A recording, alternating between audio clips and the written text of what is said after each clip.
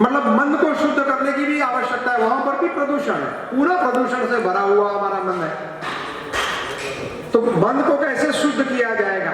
तो सबसे उसका उपाय है ध्यान, प्राणायाम, और आयुर्वेद में एक शब्द दिया है सत्संग।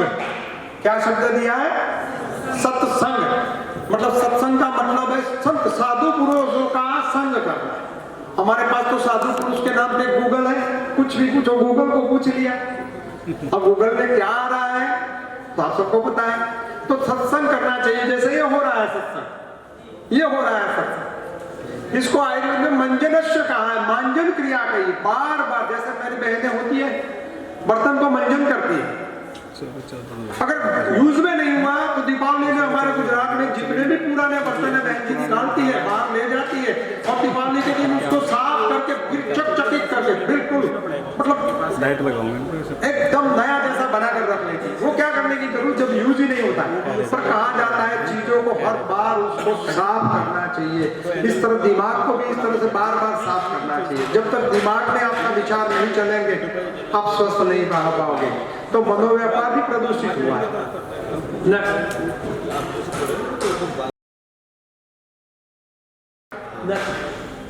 A1A2 की भी बात हो गई। कान सिंह भैया कदाच इसके बारे में बहुत अच्छे समझाएंगे। तो नेक्स्ट अब वो फूड वेब की बात हुई थी, तो वो भी तो हमने चर्चा कर लिया कि खेतों से अगर आपका मेड़ निकाल दोगे तो सब मारे जाओगे और कैंसर होगा। नेक्स्ट देखो ये चिड़िया है, ये अपने खेतों से देखो अपना भोजन ले रही है।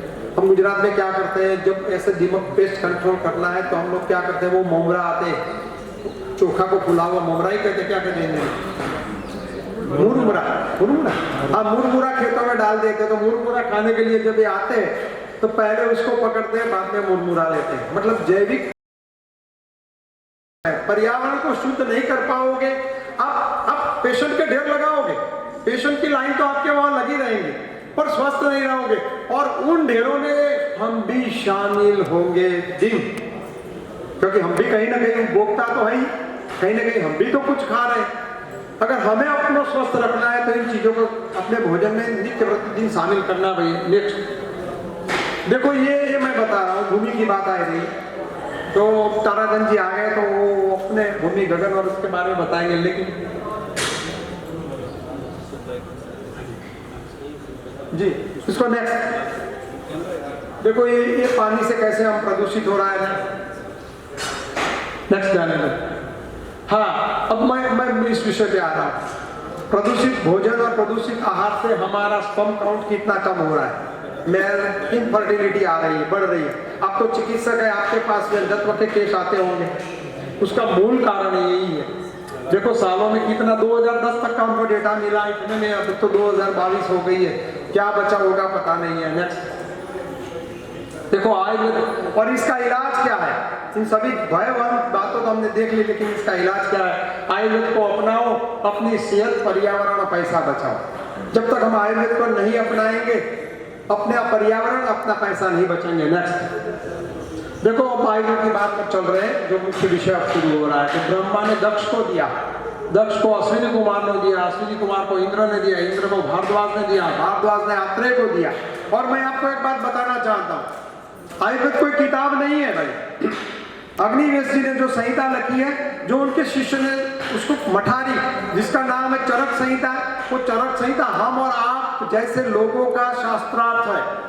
ऐसे लोग साल में एक बार गुरुजी जैसे बोलेंगे मिलाएंगे और सब लाभ मिलते हैं। और हिमालय की जो तरेटी है वहां पर रोग के बारे में शास्त्रार्थ है, क्या किया जाए क्या नहीं किया जाए, कैसे किया जाए। और एक रोग का टास्क यहाँ से दे जाता है, जैसे यहाँ से दिया जाएगा कि साल भर आप पंच तत्वों में कैंसर पे अभ्यास करो और साल के बाद आप पूरा अनुभव निचोड़ के जो लाभ है जो गैर लाभ है, किसी से अच्छा हुआ किसी से नहीं हुआ, उस मंच पे ले आओ और मंच पे जो बड़े ज्ञानी जन है उसके बारे में चर्चा करेंगे और एक रोग आपका कंप्लीट होगा। ऐसे सालों सालों तक चर्चाओं करके उन्होंने संहिता रखी और इनके नीचे लेके जातुकर्ण बेल और सभी ऋषि मुनियों ने उसके बारे में बहुत बड़ी चर्चाएं की। नेक्स्ट